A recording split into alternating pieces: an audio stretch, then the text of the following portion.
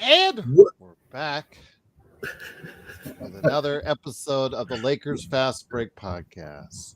Of course, it's Gerald Glassford. Thanks so much again for joining us. It is, of course, Gerald Glassford coming right back at you here at the Lakers Fast Break Pop Culture Cosmos, where we cover the latest news and trends in the world of pop culture each and every week, twice a week, where we get your podcast. Sorry, BC, I was told that, I don't know.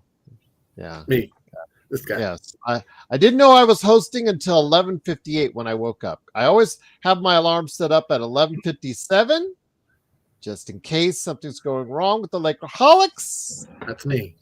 I was told. Yes. Thank you, Gerald. Did you forget what you were going to say, Joe? No, I just woke up, Joe. So it's, of course, it's Gerald Glassford. Thanks again for watching us. We truly appreciate it.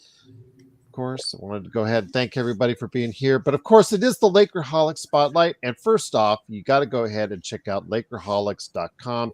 It is the place to go for opinionated words and descriptions and thoughts about what's going on with the world of Lakers right there for you at Lakerholics.com. Michael Heinrich is supposedly on his way, I believe. He's surfing in any minute now from Hawaii. Okay, there you go. Sounds good. But here today to go ahead and talk about the Lakers and the possible return of one LeBron James. By the way, we'll get John Costa a lot of money, hopefully, if that's the case. If this viewer that said that LeBron James wasn't coming back until the playoffs actually hones up to his bed. And then also as well, Rui Hashimura has been talked about as well. They are both listed as questionable for today, so we'll see what happens there. But here today to go ahead and talk about today's game and what's going on with the Lakers. Two great guys indeed. So far, we'll hopefully get a third here shortly. First up, we'll go ahead with the man that is the most popular blogger out there and also the most consistent blogger out there for the Lakers. It is, of course, Laker Tom. Laker Tom, great to have you here. I know that a lot of us are still kind of upset at the way the Lakers just punted a game, but they were able to go ahead and get away with it, kind of, because Denver and Memphis lost next day. They are still, though, 2 games back in the Western Conference of Houston, but they still have 2 games to play against Houston. So things could still work out for the number 2. We have been on the show all week saying how important and trying to stress to the community out there how important the number 2 seed is to a team that really plays much better at home and that the odds stack much more up in their favor when they do play more games at home, Laker Tom. Oh, I think that, it's an interesting choice to go for playoff health over seeding. And the Lakers basically were able to pull that off. I mean, 6 games in 8 days and 3 back-to-backs separated by a day. And we still was brutal, Tom. That was brutal. So, I understand the approach to it, and I thought that the Bucks might have been nicer and just let Giannis have a day off too. It's going to be a difficult problem the rest of the schedule because we're going to see a lot of these games that are strategic. Who wants to play type games. We play OKC twice in OKC. I mean, what are we going to show them in those games? Nothing, probably. We play the Rockets twice. They're the only team in the West other than OKC that we do not have a tiebreaker advantage on. And if we win those 2 games, we'll get that advantage. And those both games are home games. And we are a home team. We're the 3rd best home team in the league. So I get a feeling that we're going to see a lot of weird lineups the rest of the year. I mean, it's a turn into load management month. All right. Well, again, the concern is out there, but also here today to go ahead and talk to me about what's going on with the standings. And then again, want to give everybody update as far as when I can. If go to Lakers Fast Break on Twitter, on X, to go ahead and just find out the updates on LeBron James and Rui when we're told what's going on with that. But here today to go ahead and talk about what's gone on with the Lakers so far and their roller coaster ride in the Western Conference. Good man indeed. It is, of course, our own Jamie Sweet. Too sweet. What's going on, my friend? I'm trying the best I can. You got to help me out here. I know, but I trust me. I know. No worries. It's getting to, weekends are getting fuller and fuller with a 7-year-old. It's just starting. I hear you. I've done that twice, so I hear you. Might need to find a different time to do this all. So, well, we'll try to work things out here for the Lakerholics, but it is of course Jamie Sweet. Jamie, your thoughts on the Lakers roller coaster ride? Again, I know that we were back and forth. Can I interrupt for a second? Yeah, sure, Michael. Can somebody send me another login onto my email, and so I don't have to use my phone? Yeah, I'll send it to you here ASAP, my friend. Go for it. Yeah, because the other one wouldn't work, so I don't know what happened. I will send it to you right now. You got it. Great. On its way. Anyway, all right, with that, my friend. No. I like Michael on his phone because we can see him. And when you're on your laptop, but I don't want to just hold my phone for an hour. Yeah, and it saps his battery. It saps his battery too. We can see it. Absolutely. But I want to go ahead and ask you, Jamie. We've seen you, Michael, in a year. When it comes to what's going on with the Lakers, I know our how did you feel about what went on on Friday? Excuse me, on Thursday in regards to that game. In regards to that game, in terms of nobody playing. Were you okay with the punt and the fact that Bronny James was on virtually every outlet talking? They didn't even talk about. They glossed over the fact that the Lakers lost by 500. All they cared about was Bronny getting his career high at 17. So that's all they cared about. ESPN, Yahoo, Sports Illustrated, USA Today, all these I didn't have. Listen, all about clicks. I think there's a couple of things. Right, that was one reason. The other reason is anytime Luka sits and LeBron sits, this team's going to have a hard time winning. Like it's just as simple as that. So.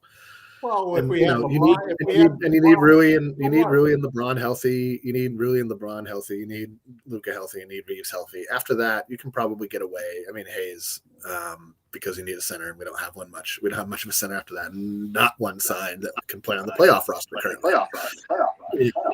So, I'm going to mute you, Michael. Okay. Oh, yeah, I got you. Go ahead. Thanks. Anyway, there's a whole. Vanderbilt was quoted as saying, like, whatever we need to do, we just need to go into the playoffs healthy. And I think there is some wisdom to that.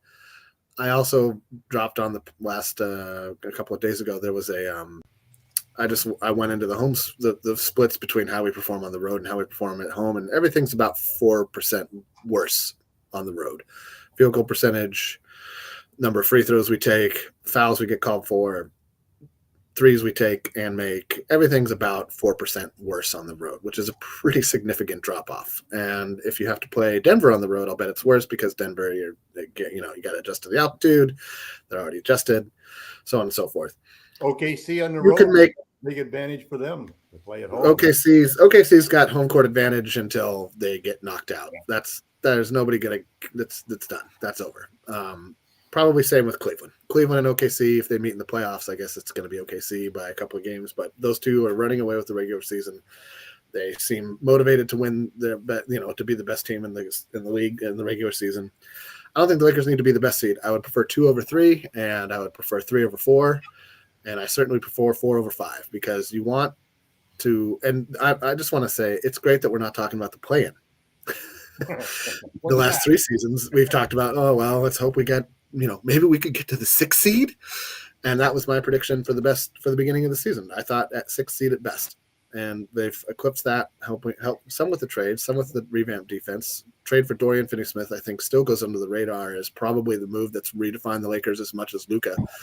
I didn't hate on Bronny. I don't think it's worth anybody's time to hate on Bronny. He's the 55th pick in the draft. He's been playing well in the G League. He played well when he got extended minutes. That's great. End of story. I mean, the whole drama between Stephen A. Smith and LeBron, boring, don't care. They can go have a lunch and talk about it over a latte or whatever or bottle of wine or whatever. I'd rather have a fist fight. Actually, I've been watching The Starting Five on Netflix, and it's weird because it's a year ago. It's all filmed like a year ago. So Darvin Ham's still the coach, AD's still on the team, Karl Anthony Towns still a Timberwolf. They interview Anthony Edwards. I don't know if you guys have heard of this. I'm sure you have, but it's kind of interesting. But it just is what two things jumped out at me about that. One is the vast amount of turnover in the NBA every season. Like half the teams they show are have been blown up since then. And then also you forget that Bronny James had a heart attack. The kid had a heart attack on the floor. Okay, whatever you want to call it. It's a big difference. Okay, great. As a non-medical professional, I accept your wisdom. But you forget that he had a cardiac arrest on the court and could have died. And then was forbidden from doing, basketball-related activities for several months and has been working his way back into shape. Couple that with the fact that it wouldn't have mattered what team he was on. He was drafted by the Lakers, didn't help. An incredible amount of outside pressure and noise. And the fact that he's been able to tune all that out and just kind of go about his job, personally, I think is admirable. Do I have high expectations for him as a player? Not really. Do I expect him to be a factor in the playoffs? Absolutely not. But I don't hate on his success. I don't see his success as being some sort of anathema to the Lakers' success. It's just something that it's nice to root for the 55th pick in the draft. His name happens to be Bronny James. That's how I look at it. Some people might disagree. Fantastic. You go ahead and disagree. I don't really care. So that, that's my take on the whole Bronny James thing. What's interesting about Bronny, though, is the way that the fans have reacted. I mean, that's really... It's nice, I guess. It's weird. You almost expect that you would hear some booze mixed in there, but the fans genuinely, I mean, I was there for that game against the Suns, and the fans, it's just amazing. And I think a lot of it is a credit to Bronny, the way that he has handled this, that the fans have really gotten behind him and supported him. And they really love this kid. This emotion is genuine. That you hear these people yelling in the stands for Bronny. It's not a joke. It's not a mime. It's not a meme. It's really. At first, it started off very Chuck Nevitt like as far as a novelty, but whether or not this kid can actually play NBA ball, we'll have to wait and see. Again, in a 30-point blowout, when you've got no other Lakers there, he was a minus 36. Let's just put things in perspective as well. The team, has got to continue to give him a chance to develop, and we'll see what happens, whether or not he can become a legit NBA player. I'm still not convinced, and it's going to take a lot more for me to do so, because again, it came out a blowout. The Lakers had no chance. When he was on the floor, the team was substantially worse, and those are factors he's going to have to overcome right there. But let's get back to the Lakers into it. Again, he got enough pub from the outlets worldwide yesterday for his performance. But here today also as well, surfing in from the beautiful shores of Hawaii is a good man indeed. It is, of course, the guy who mediates Jamie and Tom right there for you at Lakerholics.com. Michael Heinrich, great to have you here. Glad everything is going out. Aloha, my friend. Your thoughts on the Lakers past week? Parade on Figueroa, one of our great followers on Twitch. He said, question for you in the panel.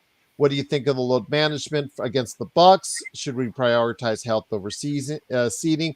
Laker Tom went into that at the beginning of the show. I got to go retouch that with the Lake guy, a.k.a. Jamie Sweet. Your thoughts, Michael, on... The second was back in reach, but we decided to take a day off. But outside of what Houston did, we didn't really pay the price for it so far. No, we haven't. And that was, again, last night we were helped out. Joker's still out. Nuggets lost. Was it Memphis also lost? So we gained in the loss column in both of those teams. We're a game behind Houston in the loss column, but we play them twice. Yeah. So we have the opportunity to, get past them in those kind of games. I think it was the right move. It really was. You know, it wasn't even just, if you look at the prior game and you look at poor Austin Reeves at the end of that game, he could hardly stand, you know, and it was like, these guys are not just banged up, but they're exhausted. And so I had no problem with them, you know, conceding a loss to give those guys an extra day. You know, I think it was the right move. We have plenty of games left to, you know, if everything is so bunched together that you're going to see changes in that top 4, 5, 6 range probably every day, you know. So you're right there. It didn't kill us. What killed us was the injuries to, you know, Yeah, LeBron. part of the squad. You know, we had a couple of guys out at all times, and multiple guys on a few different occasions. So, you know, I mean, getting right health-wise, I think was the right move. The thing that really I liked, even in the blowout loss to the Bucks, was the hustle on defense. I mean, we hung in that game for for 2.5 quarters. Through about the mid-third quarter, we were still within 9 to 11 points at all times. And it was because of the hustle on the defensive end. This team is committed to defense, and that bodes well for the stretch run. You know, I mean, you know, I'm the thing about, you know, Bronny that impressed me was, you know, I watched quite a few of the South Bay Laker games. He looked the same that he says in the G League. When, you know, this last game, he looked exactly the same. He showed the same kind of confidence. And as far as the plus minuses goes, that wasn't on Bronny. Some of those other guys just sucked. I mean, really badly. So, you know, I mean, he was on the court when we were hanging in there too. So, you know, I mean, he had a good game. I'm not going to make too much out of it, but like I said, what impressed me was there wasn't any fall off between his G League performance and what we saw in that game, which bodes well for him. I mean, I think he could eventually be a rotation player, but it's down the road yet. But, you know, it was something positive out of a really bad situation. So, you know, it was a fun thing. So, but as far as, you know, tanking the game, you know, to be healthy, I really hope they can all play today. I think it's really important, not necessarily to try, you know, we don't need them all to win the game, but I think we need a game, since there's no practice time, I think we need a tune-up day. You know, they can use this as a practice. There's a tune-up game. And JJ mentioned that because Rui and LeBron, on the way they're getting back together on the team as far as back in the rotation, they did not have any full practice time. JJ mentioned that because of the days so bunched together as far as the games are concerned. And speaking of that, Michael, I appreciate again everything that you bring on the show, along with you, Laker Tom. The status report, wanted to give everybody a heads up, that was just posted on X. You see there that, of course, right now rated to probable. Yeah, well, they were upgraded from questionable to probable. Yes, I did mention that in the Twitter. Yeah, so that's at least LeBron is the only questionable. Yes, so LeBron is the only questionable this year, man. This is ridiculous. But right now, Rui and Gabe are listed as probable, as updated by Mike Trudell. It's so funny because he shows this alongside the Lakers status report. So yes, as of now, only LeBron James is questionable, which again we see from every star. Your thoughts, Laker Tom? Does he play today? And like I said, like Michael said, very soundly, if they all play today to get into rhythm, that could help out on somewhere they're not great at right now is on the road. I think you're right. It makes sense that Well, this is a home game, so you get a chance to get everybody together. You get a chance to see everybody play in their regular position.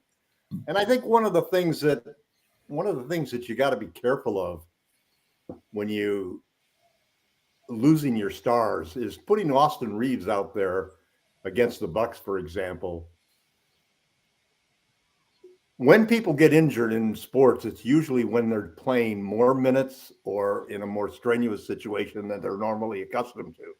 If they do their normal time and so forth, it's like Thibodeau, basically. The scientists say that as long as he plays them the same way all the time, they get accustomed to that and they can handle that. It's when you change your rhythm and you're all of a sudden putting in more minutes, or you're having to do over because LeBron's gone and Luka's gone, then you can have somebody like Austin Reeves get injured. So I think I haven't seen any actual studies of this year, but I tell you, the eye test to me is that the injuries are getting worse and worse in the NBA. There seems to be more players that have had season-ending injuries this year than I can ever remember. And so I just hope, I just keep my fingers crossed and knock on wood that we can make it through the playoffs healthy. There are going to be 2 or 3 teams probably that are going to lose their chances at going any further in the playoffs because of injuries that are going to happen between now and the end of the year. JJ had some interesting insights into that. He goes, it was completely different. The NBA was completely different from when he entered it, from when he exited it. And he goes, with the emphasis now on stretching the floor, guys are having to cover, the 3-point line all over the court. And he goes, it's just more strenuous. He goes, he was talking about, the old school guys will say, it was so physical and stuff like that. He goes, but this version of the NBA now is exhausting to play because everybody's spread out. You're rotating everything. You're having to get out on 3-point shooters all over the court. And it's exhausting. It really is. And so I think that has something to do with the amount of injuries you're seeing. Makes sense to be careful, though. I mean, it just really does. Yeah. But again, it is the Lakerholics spotlight. It is, of course, Michael Heinrich and Laker Tom. Jamie Sweet is still away from his desk right now, along with me, Joe Glassford.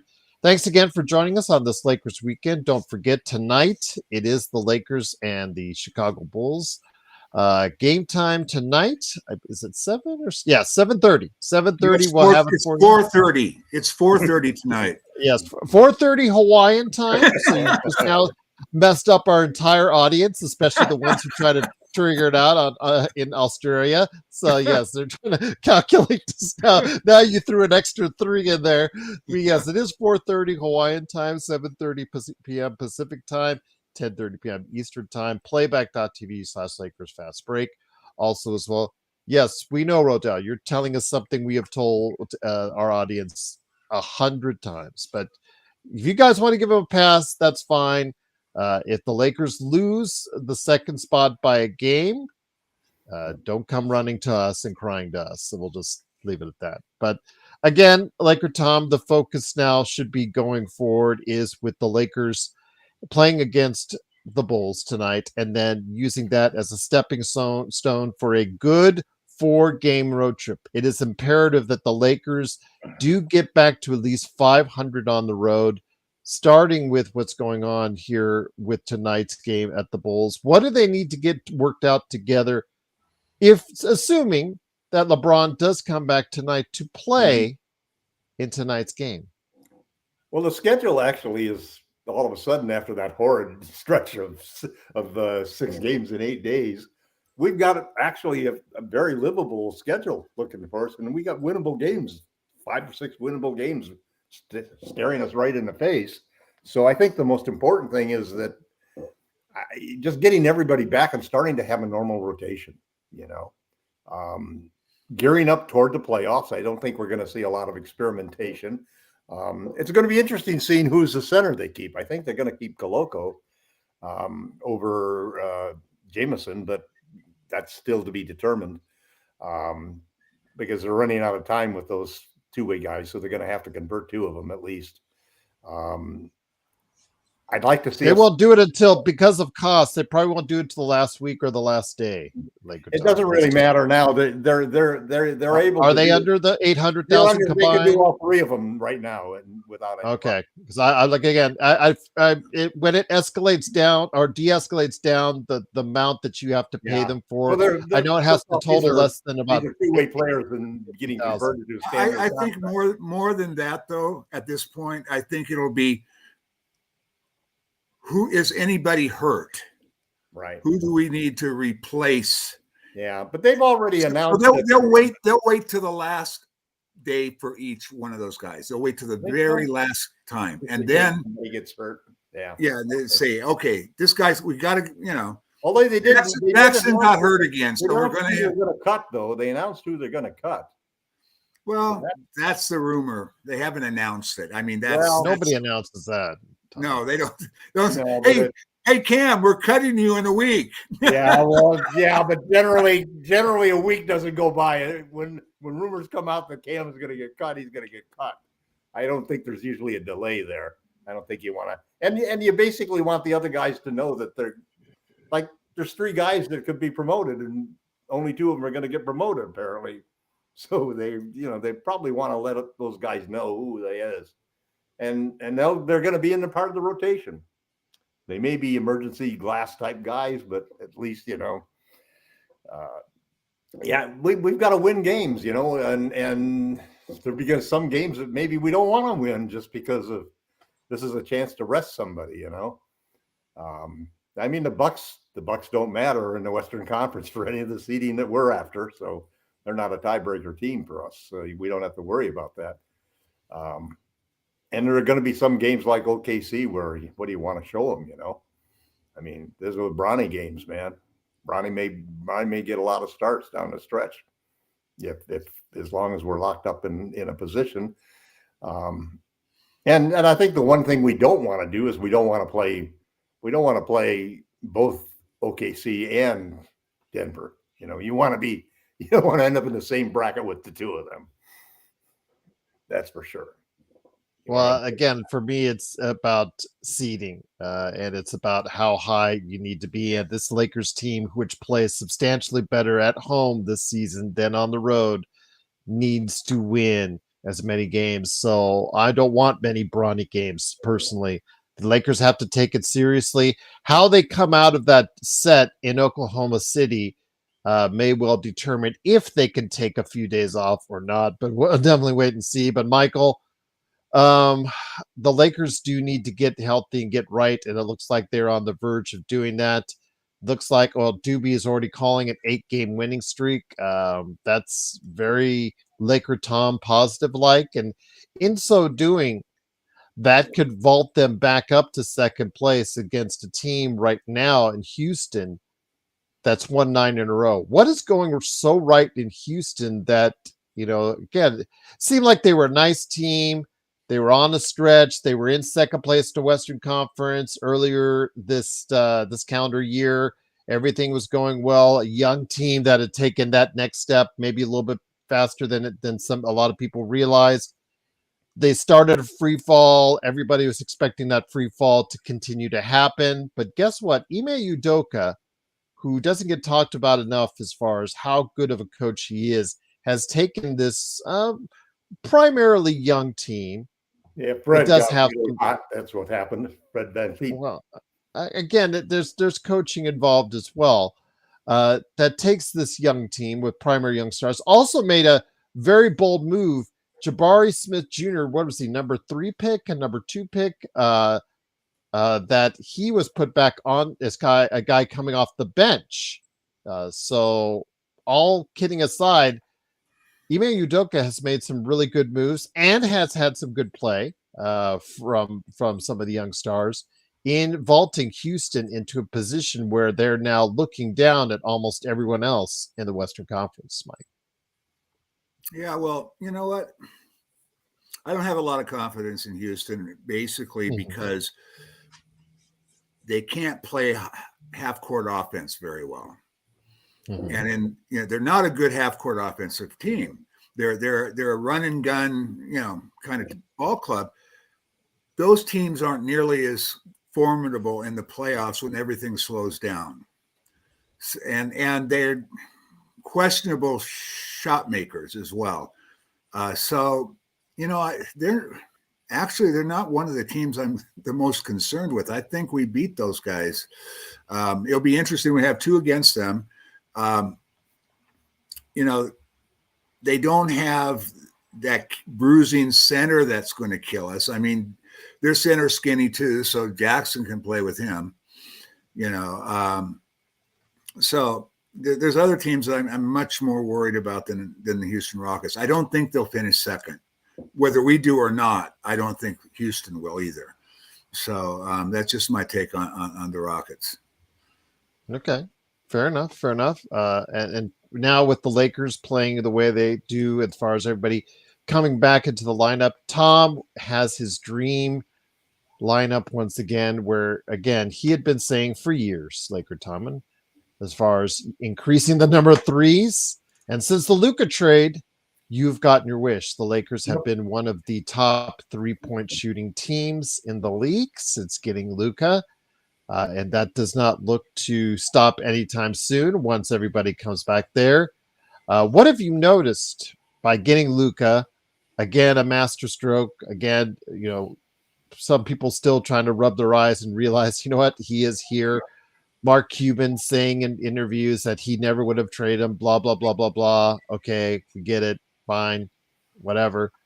But your thoughts on this team, this new dynamic, the fact that it's now more reliant on 3-point shots, the fact that its defense is more about bunching up in the middle when they're all healthy and allowing a lot of 3-point shots.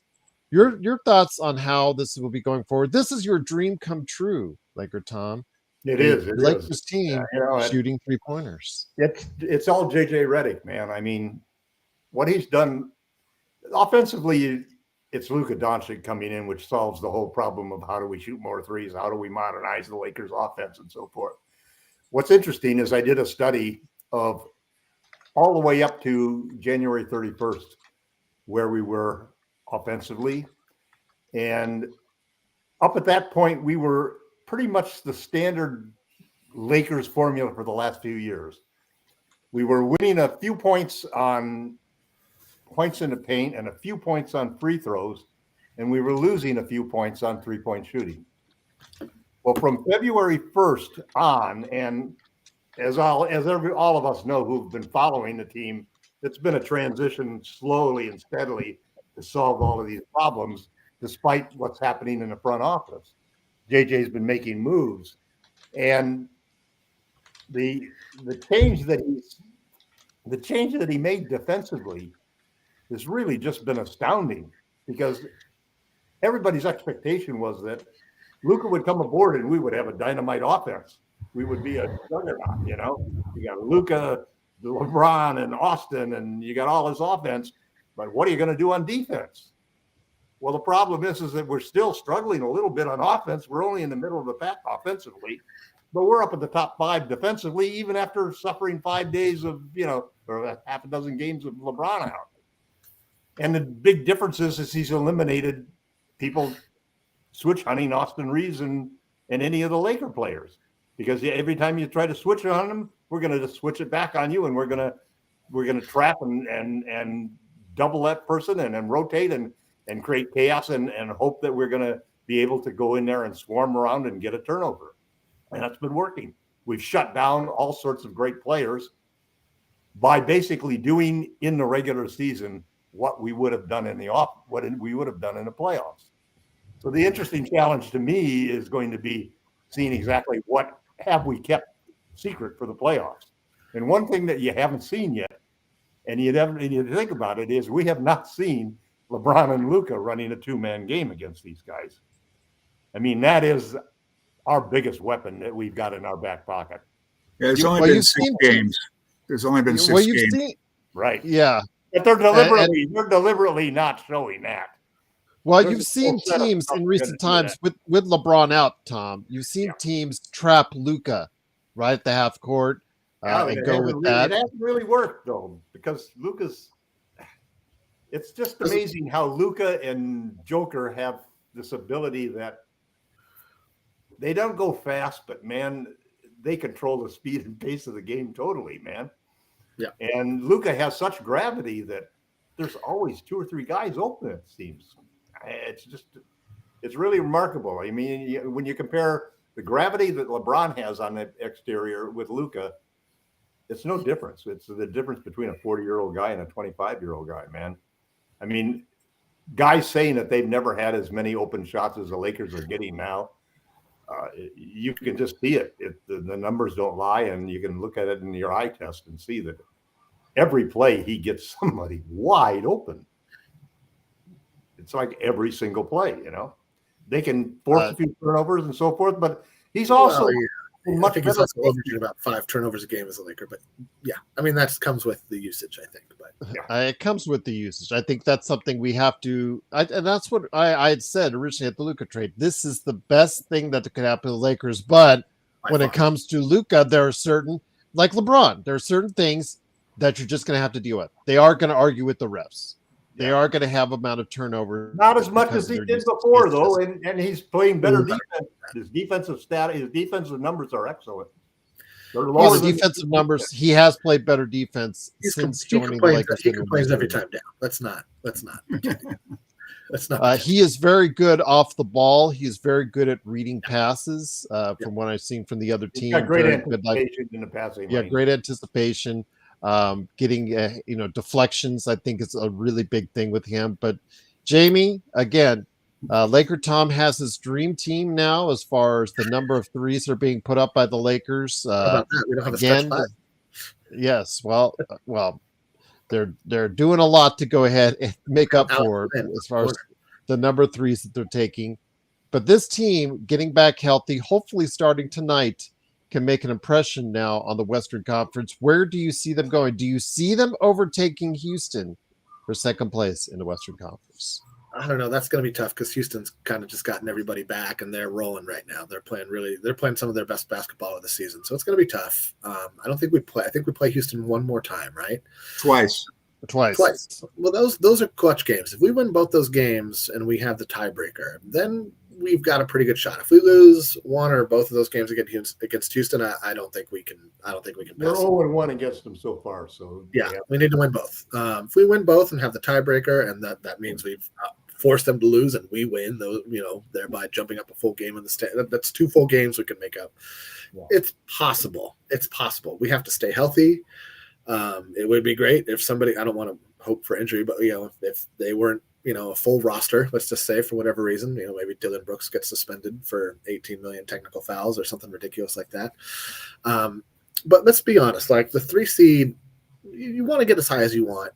If the Lakers end up at the 3 seed and they're healthy, I'm fine with that. I think that's solid. OKC should be 1 and Denver could be 4, and I'd take 2 or 3 with as long as we have home court advantage against Denver, I don't care. Yeah, that's the only team I care about home court advantage against. Everybody else, I'm fine playing on the road. OKC, fine on the road.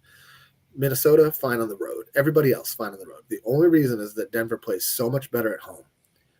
And even with the Lakers under 500 this season on the road, and the Lakers play poorly on the road as well. We're going to end up at about 500, and that's the mark of a team that is a playoff team. If you can be 500 on the road, we have a great home record. We're killing it at home. A lot of that home losses were earlier in the year too, before we had this lineup. So yeah, Rodell, I wouldn't shortchange Denver. They're coasting. They've coasted this season. It's obvious they're coasting. Well, but they have some injury issues right now. Joker's hurting a little bit. His elbows are bothering him. His knees bothering him. He'll be fine. Yeah, I don't know. He and Murray. I basically stopped watching that game when they were up about 12 points consistently. And I think in the middle of the third quarter, I switched over to a movie. And I double-checked, although I double-checked a little later. I forgot to got close towards the end. Afterwards, and I found that they came back and rallied and won the game. That was great. We're in third place. We took our foot off the gas in that Denver game. And then I listened to the replays, and I listened to Malone screaming about how many times his guys got beat in the backcourt and so forth. And it was just, he was not happy man at all. So, well, when is he happy? He's never happy. He's a grump. Well, he's happy. I mean, here's the thing: if the Lakers get the 3 seed, that means OKC and don't Houston play the 1 seed likely until the end. And then we won't have to. The 3 seed, when you look at the brackets, actually might be better. I mean, they're kind of still. You just don't want Denver to be the one that's also a 2 or 3. No, I don't think Denver's going to get as high as 2. I don't want to play Denver earlier in the. No, I'd rather get Denver. Let's move it. Let's get it out of the way. Let's not get banged up.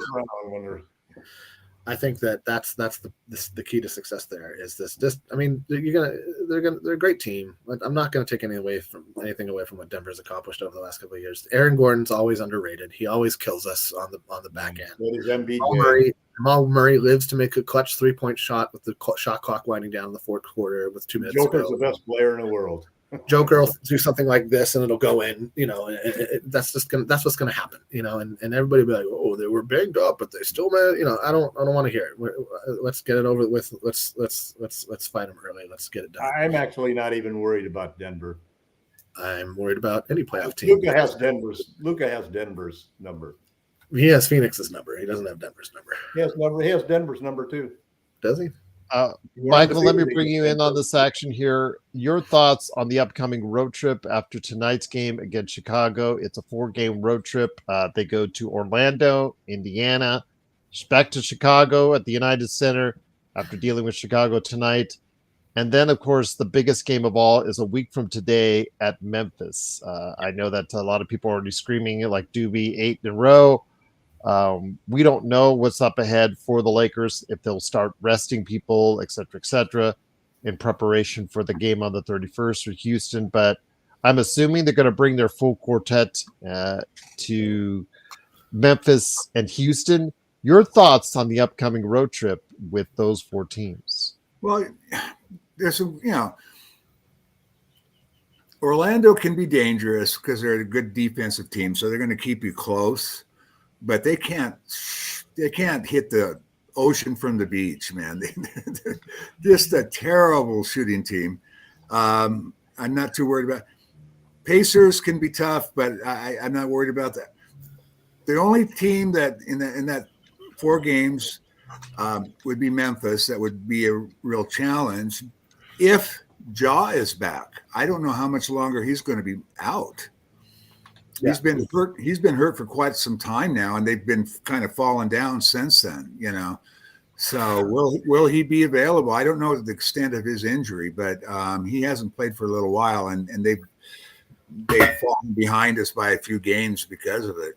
But they always come back. They always come back when we play them, man. Yeah, the thing about them though is we already have the tiebreaker on them. So even if we lost that, we would have we have that in our back pocket as well in case that comes down to it. The interesting thing about the tiebreaker, though, a lot of these tiebreakers. 7 of 8 games. He's missed 7 of 8 games. Yeah. Here's the if though. We have to win our division. We can't let Golden State pass us. So we have to hold on to that top spot in our division to make all of those other tiebreakers work.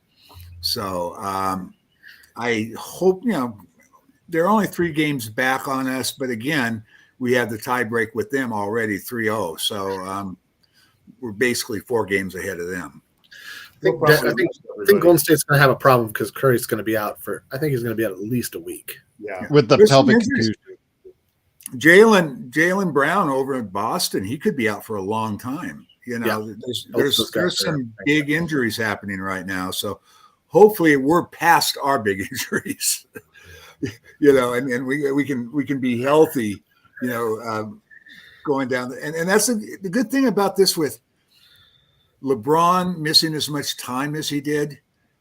He's going to be fresh. It's like 2020 all over again, isn't it? When he's fresh, that Luka's the greatest thing that ever happened to LeBron. Luka missed half the year also too. He missed like 40 games. Yeah. So Luka's been great for LeBron from the standpoint that he doesn't have to carry the load anymore, and let's not sleep on Austin. That's the thing about what we can do that a lot of teams can't do. Like, for instance, Denver, we're talking about Denver. Denver has a hard time winning the non-joker minutes. When we play Denver, we can have Austin and Luka. We can have Austin and LeBron, or we can have Austin and Luka and LeBron. We can have that's the thing. On the floor all 48 minutes playing against. No, Michael, you hit it all around the head as far as it's concerned. Winning those non-LeBron minutes. Remember, that's been a problem forever. In the AD LeBron era, it was winning those non-LeBron minutes. So I think now you really hit it right on the head. Okay, LeBron's out. You still have Luka and Austin in there, Michael. Yeah, and let's not sleep on Rui coming back either. Mm-hmm. Rui and Luka seemed to click right away, and had some great games with Rui and Luka. So that gives you a fourth guy that they got to worry about. Then you also have to worry about Jackson on those lobs. He's scoring twice as many points with Luka at point guard than he was with LeBron at point guard. Yeah, so it's like this is he's the third. Offensively, we haven't even scratched the surface yet. I don't think we haven't been together enough to really know what this offense is going to look like. But all of the tools are there for this to be a top 2 or 3 offense once we get healthy. The only thing that's going to hold us back in the playoffs is our lack of experience playing together. Whereas some of these, OKC's, this is 4th year this roster's been together, a 3rd year, other than Hartenstein and Caruso. They've been together a long time. Denver's been together forever. The Celtics have been together for a lot of the top teams have continuity, which might, be a problem for us in a playoff series. I want to say though, given the skill sets of LeBron, Luka, and Reeves, I kind of think that the chaotic approach, shall we say, to the Lakers offense it makes it hard. I hear what you're saying, that there's not this is what we can fall back on and it's successful, but there's also what are these guys going to do factor for the defense, and that you don't know. And like both Luka and LeBron are good enough in terms of the passing game to just hit the open man. I'll be right back. What you look at too with that is, we're talking about all these, more 3-point attempts, but the quality of those 3-point attempts has just skyrocketed. I mean, guys can have a cup of coffee in the corner, bounce the ball 4 or 5 times, get in a rhythm, wave hi to their mom, and then take the shot. They're that wide open. I mean, it's just some of those open looks are just ridiculous. And we got guys that can knock them down. I mean, I don't think it's a coincidence that Gabe Vincent's 3-point shooting has soared since we got Luka. No, I don't think so either. Yeah. Guys, I got to take off for the day. Thank you, Gerald. You're a lifesaver. I owe you a holiday tin of cookies that I'll bake myself. So you might want to just throw them out the back of a van as soon as you get them. There you go. You guys are awesome. Go Lakers. I'll throw them a Teslas for you, my friend. No comment. There you go. I'm just kidding, Mike. I'm just kidding, everyone. But yes, it is, of course, down with fascism. Right. See you later. Jamie Street, go ahead and check him out today at Lakerholics.com. Tom, let's get back to you. We're going to close this out here in just a few minutes. It is, of course, the Lakers Fast Break Lakerholics weekend. Go ahead and check out what they're doing today at Lakerholics.com. Laker Tom, want to go ahead and ask your thoughts on this. You've been talking about what's going on with everything on your blog that people need to follow at Lakerholics.com. Laker Tom, go ahead and describe what your latest article is going on at Lakerholics.com. Well, I think one of the remarkable things that has happened with the Lakers is that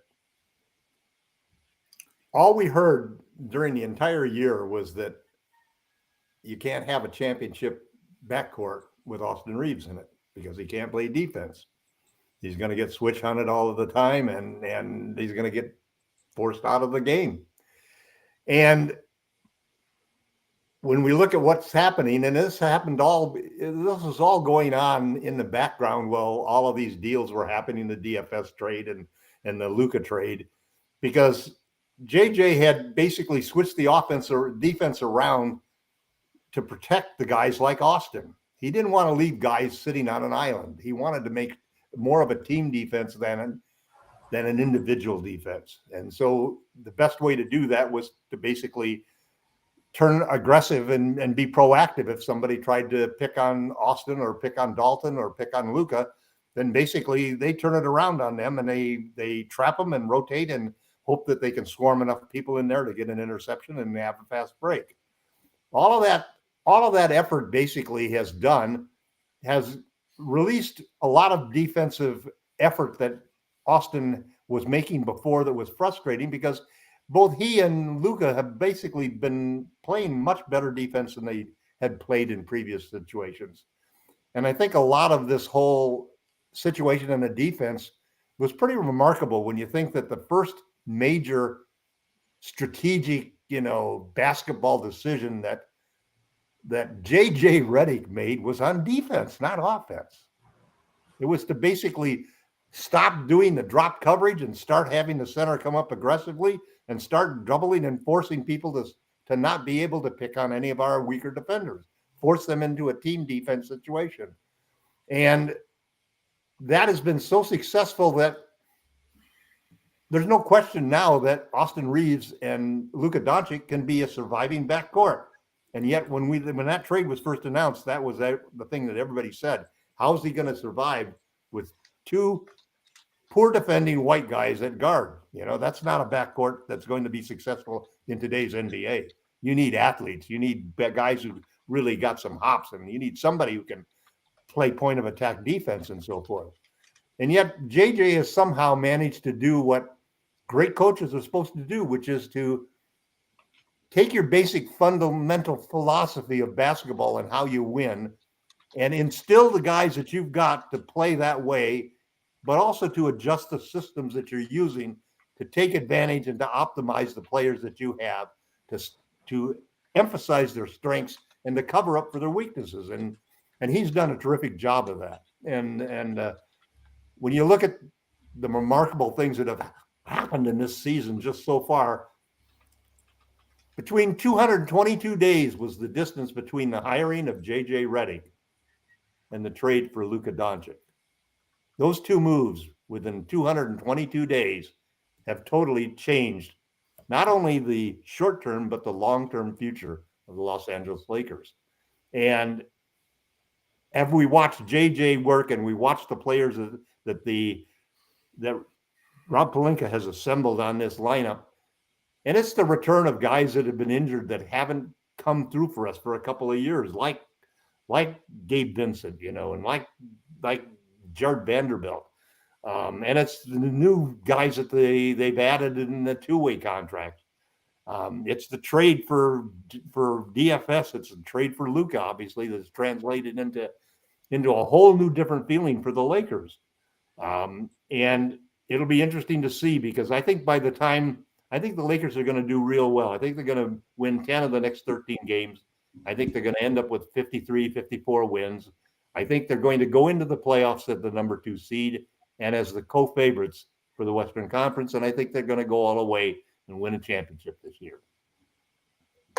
Well, you called it before, from 6th place to a championship at the beginning of the season. Now, hopefully it'll be a lot higher than that. On their way to another title, as we hope here at the Lakers Fast Break. But Michael, always great to have you here as well, mediating between you and Jamie throughout the week. I know it's as exhausting as what the Lakers have gone through this past week as well. But for you, some final thoughts, my friend, in detail on what you're expecting tonight and going forward in the short term regarding the Lakers' big upcoming road schedule this next week. Well, tonight I'm looking for, we're going to win this game. It might be a little ragged. We're getting guys that haven't played for, especially if LeBron and Rui both play. The other guy, it'll be a little ragged.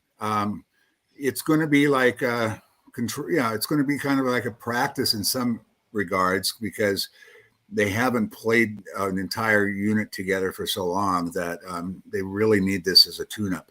I think we should be able to. We have all all hands on deck. We should be able to, I think, sweep the road trip, especially if Jaw's still not back. They've been struggling without Jaw, and he is really, really important to that ball club because they have some other really great players, but they don't have any other great playmakers. So I'm looking forward to it. I think that we can. I don't know exactly what we're going to finish down the stretch. I think we're going to win most of the games down the stretch.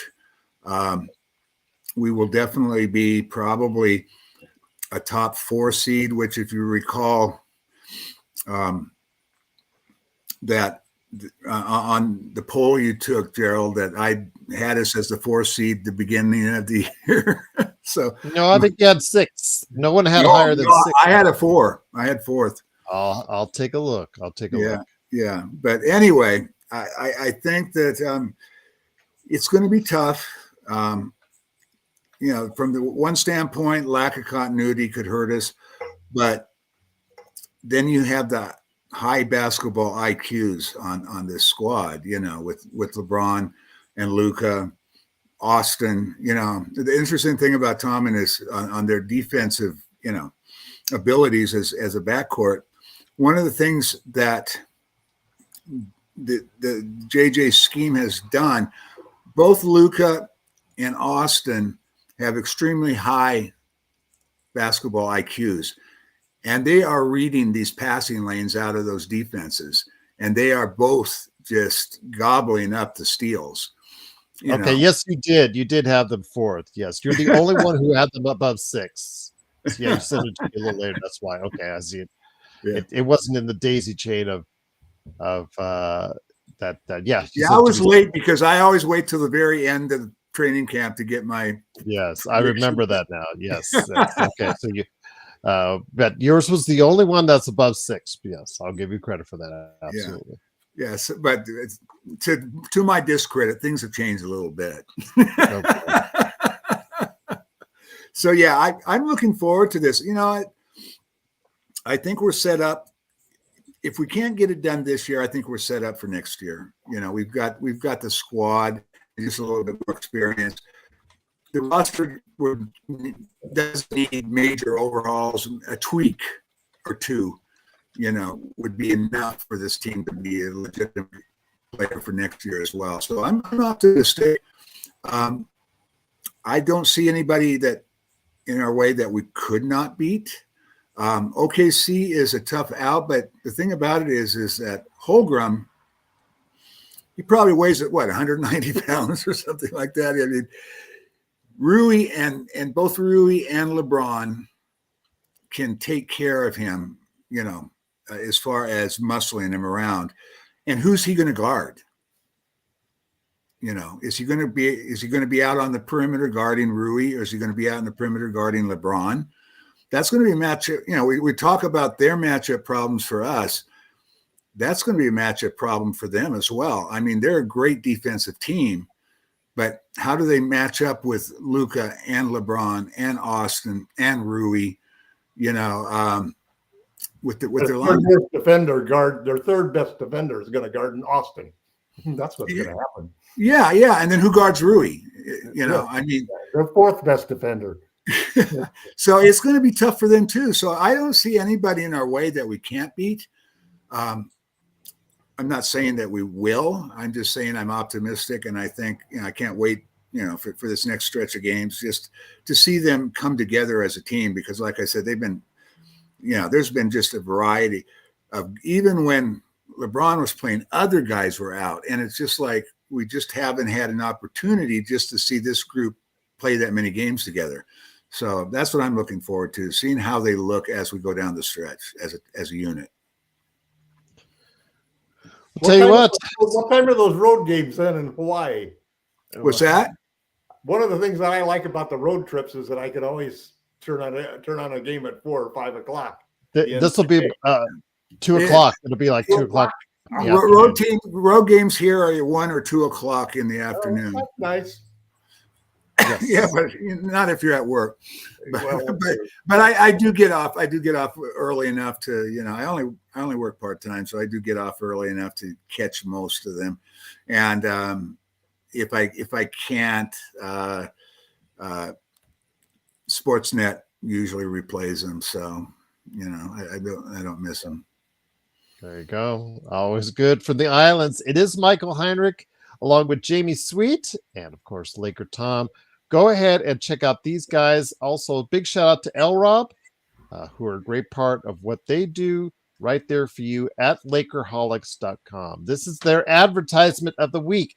They're advertising to you to go ahead and check out Lakerholics.com. I also want to give a big shout out to John Costa. I know he's been suffering with COVID past few days. John, I hope you're on the mend and feeling better, and hopefully you'll be able to be a part of what we're doing tonight, because tonight is the Lakers and the Bulls. Please join us on playback.tv/Lakers Fast Break. Will LeBron what? Who's left on It's the poll? Yes, 4:30 Hawaiian time. 4:30 Hawaiian time, 7:30 p.m. Pacific, 10:30 p.m. Eastern. Will LeBron come back? He is listed as the eternal questionable. We'll find out if it is indeed time for him to return. He looked pretty good running around that gym making those dunks. Yes, Yeah, but he's questionable as he flies in the air. It's questionable. Yeah, I know. He's just, But straight line with a groin is different than side to side. yeah, that's true. Cutting. Yes, cutting. And going, yes, there you go, Michael. But we'll Just don't see. get It is, hurt, of course. Ron. Just don't get hurt, man. Yeah. Yes, just don't get hurt. Don't get hurt anyone on the Lakers. Yeah. There you go. The other team, that's yes. fine. Minor injuries are always acceptable.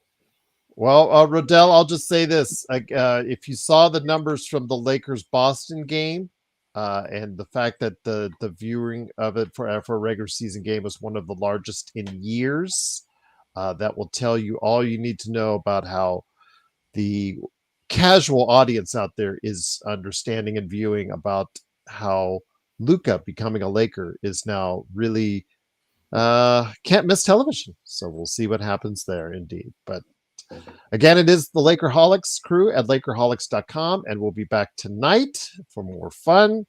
Of course, playback, and then, of course, the best post game that's out there right here at the Lakers Fast Break. So for Michael Heinrich, Jamie Sweet, and Laker Tom, it's Gerald Glassford. Thanks again for watching, listening. We'll be back later tonight. Will the Lakers finally get everyone back together?